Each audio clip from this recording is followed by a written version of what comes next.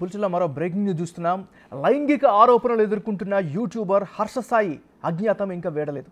వారం రోజులుగా పోలీసులు గాలిస్తున్నా చిక్కడం లేదు. దీంతో ఇప్పటికే విదేశాలకు పారిపోయి ఉంటాడని జోరుగా చర్చ నడుస్తోంది.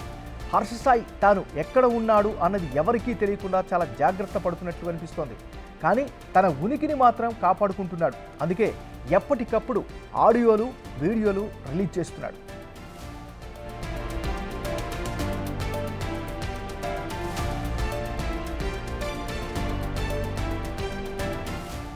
సోషల్ మీడియాలో రచ్చ నడుస్తున్నా ఇప్పటి వరకు హర్ష సాయి నుంచి ఎలాంటి రియాక్షన్ రాలేదు. తన ఫోన్ సైతం స్విచ్ ఆఫ్లో ఉంది. ఇప్పటికే హర్ష సాయి బాధితురాలు సిపికి కంప్లైంట్ చేసింది.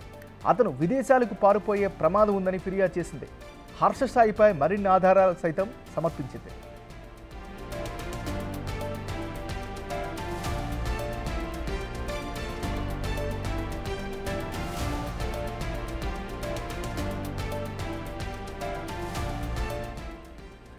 అటు జానీ మాస్టర్, ఇటు హర్ష సాయి విషయంలో పోలీసుల తీరుపై బోలెడన్ని విమర్శలు చక్కర్లు కొడుతున్నాయి. వారి కేసుల్లో ఎందుకు అలసత్వం వహిస్తున్నారు అనే ప్రశ్నలు బలంగా వినిపిస్తున్నాయి.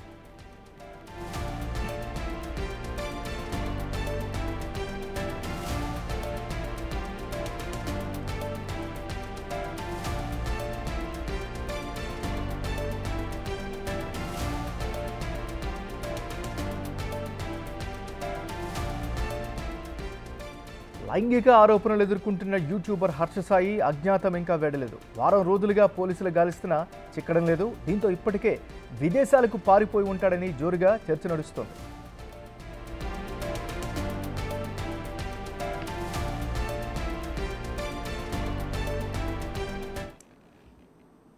లైంగిక ఆరోపణలు ఎదుర్కొంటున్న యూట్యూబర్ హర్ష సాయి అజ్ఞాతం ఇంకా వేడలేదు. వారం రోజులుగా పోలీసులు గాలిస్తున్నా చిక్కడం లేదు. దీంతో ఇప్పటికే విదేశాలకు పారిపోయి ఉంటాడని జోరుగా చర్చ నడుస్తోంది. హర్ష సాయి తాను ఎక్కడ ఉన్నాడు అన్నది ఎవరికీ తెలియకుండా చాలా జాగ్రత్త పడుతున్నట్లు కనిపిస్తోంది. కానీ తన ఉనికిని మాత్రం కాపాడుకుంటున్నాడు. అందుకే ఎప్పటికప్పుడు ఆడియోలు, వీడియోలను రిలీజ్ చేస్తున్నారు. ఇక ఇదే అంశానికి సంబంధించి మరింత అప్డేట్ని మా రిపోర్టర్ రానా అందిస్తారు. రానా, చెప్పండి. అయితే మన దాదాపు వారం రోజుల పైన అయిపోయింది. ఇప్పటికే బాధితురాలు అనేకమైనటువంటి ఆధారాలు కూడా సమర్పించింది. అయినప్పటికీ కూడా పోలీసుల నుంచి ఎటువంటి స్పందన లేదంటూ కూడా బాధితురాలు వాపోతుంది. ఇప్పటికే ఇదే విషయం పైన సిపిని కూడా ఆమె సంప్రదించింది.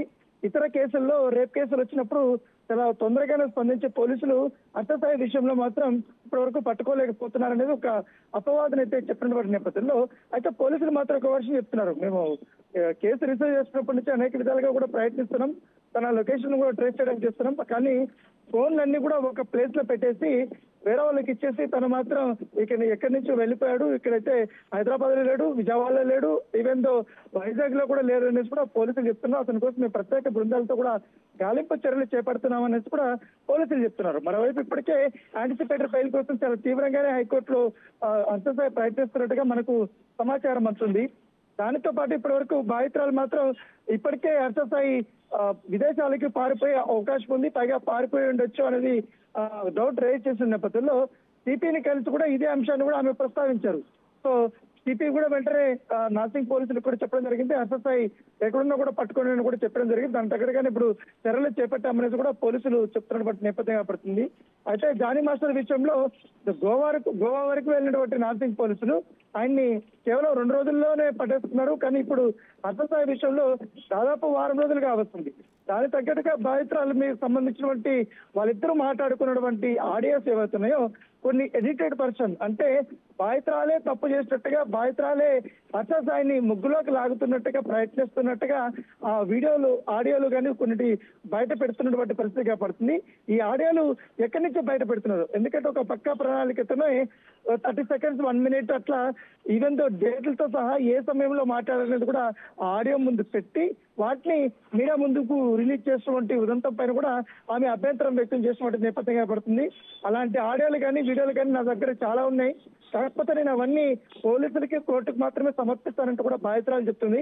కాకపోతే కావాలని హర్ష సాయి ఎప్పుడో మాట్లాడినటువంటి ఏదైతే సినిమాకి సంబంధించిన డిస్కషన్స్ లో హీరో హీరోయిన్లు ఏ విధంగా మాట్లాడుకుంటారు, ఏ విధంగా వ్యవహరిస్తారు, ఏ విధంగా క్లోజ్ గా మాట్లాడతారు, ఒక సీన్ పండాలంటే ఏ విధంగా ఉండాలి అన్న దానిపై కూడా చర్చలు జరిగేటప్పుడు వాటిని రికార్డ్ చేసుకొని కావాలనే సోషల్ మీడియా వేదికగా అతను పంపడమే కాకుండా మీడియా వాళ్ళకు కూడా అతను పంపి నా ప్రతిష్టను దిగదార్చే విధంగా కూడా ప్రయత్నిస్తాడు. దాంతో పాటు ఈ హర్షసాయికి సంబంధించినటువంటి ఫ్యాన్స్ ఎవరవుతున్నారు, ఫాలోవర్స్ కానీ అతనికి సంబంధించినటువంటి సన్నిహితులు కానీ వీరందరూ కూడా నా పైన తప్పుడు ప్రచారాలు చేయడమే కాకుండా బెదిరింపులు దిగుతున్నారు, నాకు వారి నుంచి కూడా భయం ఉందనేసి కూడా ఆమె సిపికి కూడా సంప్రదించిన నేపథ్యంలో దాని దగ్గర కూడా ఆమెకి భద్రత ఏర్పాటు చేయమని కూడా చెప్పారు. దాంతో పాటు ఇవాళ బాధితురాలు ఉమెన్ కమిషన్ కూడా కలిసే అవకాశం ఉన్నట్టుగా మనకు సమాచారం వస్తుంది. దాంతో పాటు ఇటు నేషనల్ హ్యూమన్ రైట్స్ కమిషన్ కూడా కలిసే అవకాశం. మొదటిగా స్టేట్ సంబంధించిన హ్యూమన్ రైట్స్ కమిషన్ దగ్గరికి ఆమె వెళ్ళి అక్కడ రిప్రజెంటేషన్ ఇచ్చి జరుగుతున్నటువంటి పరిణామాలపైన కూడా ఆమె మాట్లాడే అవకాశం ఉన్నట్టుగా మనకు సమాచారం వస్తుంది. సో ఏదో కూడా హర్షసాయి మాత్రం తప్పు చేశాడు, ఖచ్చితంగా అతనికి శిక్ష పడాల్సిన కూడా సోషల్ మీడియాలో పెద్ద ఎత్తున చర్చ జరుగుతుంది. కాకపోతే ఒక వరకు మాత్రం హర్షసాయికి సపోర్టివ్ గా కొన్ని పోస్టులు పెట్టడము, దాదాపు 4 రోజుల నుంచి కూడా చక్రం తప్పే విధంగా కూడా వాళ్ళు వ్యవహరిస్తున్నారు. బాధితురాల్ని ఒక నిందితురాలుగా చూపించే ప్రయత్నం చేస్తున్నారంటూ కూడా ఒక వర్గం ఆరోపిస్తున్నారు. ఎందుకంటే ఇటు రాజస్థాన్ లావణ్య విషయంలో కూడా ఏదైతే స్ట్రాటజీ ప్లే అయిందో సేమ్ స్ట్రాటజీ ఇలాగే ప్లే అవుతుందని కూడా బాధితురాలు చెప్తున్నారు. ఎందుకంటే దాదాపు 4 రోజుల నుంచి చూస్తున్నాం సోషల్ మీడియాలో ఒక 4 పనిగట్టుకుని హర్షసాయి కోసమే పని చేస్తున్నట్టుగా ఆయనకు పాజిటివ్ గా మాట్లాడుతూ నన్ను నిందితురాలుగా చేరుతున్నారంటూ కూడా ఆమె కంప్లైంట్ ఇచ్చినటువంటి నేపథ్యం అయితే కనపడుతుంది. త్వరగా హర్షసాయిని పట్టుకుంటే గానీ ఈ కేసులో ఉన్నటువంటి అన్ని ఎవిడెన్స్లు ఉంటాయి, లేకపోతే ఎవిడెన్స్ అన్ని కూడా పోతాయి అనేది ఆమె చెప్తున్న వర్షన్. సో ఖచ్చితంగా హర్షసాయి నన్ను మోసం చేశారు కాబట్టి అన్ని రకాలుగా ఆర్థిక పరంగా కూడా నేను నష్టపోయాను, ఇట్లా ఫిజికల్ గా మెంటల్ గా అన్ని రకాలుగా కూడా చాలా అసాల్ట్కు గురి అనేది కూడా ఆమె చెప్తున్నారు. ఇప్పటికే మెగా సినిమాకి సంబంధించిన విషయంలో వాళ్ళ ప్రొడక్షన్ స్టార్ట్ అయినప్పుడు ప్రొడ్యూస్ చేసినటువంటి కో ప్రొడ్యూసర్ బాలా కూడా ఇప్పటికే కన్నీరు మున్నీరు అవుతున్న నేపథ్యంగా పడుతుంది. సో హర్షసాయి చెప్తున్నారు. ఇన్ని అప్డేట్స్ నేపథ్యంలో నెక్స్ట్ పోలీసుల స్టెప్ ఏ విధంగా ఉండే అవకాశం ఉంది? అయితే పోలీసులు మాత్రం చెప్తున్నారు మేము అనేక రకాలుగా కూడా ప్రయత్నిస్తున్నాం, ఇప్పటికే రాజేంద్రనగర్ ఎస్ఓటీ టీం కూడా అతని ఆచరణ కోసం ప్రయత్నిస్తున్నాం, కానీ ఆయన ఎప్పటికప్పుడు ఆ ప్లేసెస్ అనేది మార్చేస్తున్నాడు. అతను ఒకసారి కారులో వెళ్తున్నాడు, ఒకసారి లొకేషన్ వచ్చి హైదరాబాద్ లో కనపడుతుంది, మరొక లొకేషన్ వచ్చి విజయవాడలో కనిపిస్తుంది, వైజాగ్ లో కనిపిస్తుంది, ఇట్లా మల్టిపుల్ గా తిరుగుతున్నాడు అనేది కూడా వాళ్ళు చెప్తున్నటువంటి వర్షం. అయితే ఇప్పటికే అతను విదేశాలకు వెళ్లిపోయి ఉంటాడు. ఎప్పుడైతే రేప్ కేసు సంబంధించిన వ్యవహారం బయటకు వచ్చిందో వెంటనే అతన్ని అక్కడి నుంచి కూడా తప్పించుకుంటాడనేది కూడా వాళ్ళు చెప్తున్నారు. ఎందుకంటే ఖచ్చితంగా అతను తప్పు చేసినా ఉప్పు చేసినా రేప్ కేసు అతనిపై నమోదైంది కాబట్టి కంపల్సరీ పోలీసులు అరెస్ట్ చేసే అవకాశం ఉంది, రిమాండ్ కి పంపించే అవకాశం ఉంది. తర్వాత కోర్టులో అతను నిర్దోష దోష అనేది తేలుతుంది. సో అంత వ్యవహారాన్ని ఎందుకు ఇప్పటికే అతనికి ఇన్స్టాలో కానీ అనేక సోషల్ మీడియా ప్లాట్ఫామ్ లో మంచి ఫాలోవర్స్ ఉన్నారు కాబట్టి ఆ ఫాలోవర్స్ అంతా కూడా పోగొట్టుకునే అవకాశం ఉన్న నేపథ్యంలో అతను తప్పు ఇచ్చుకున్నాడు అనేది కూడా మరొక వాదన. Thank you Rana.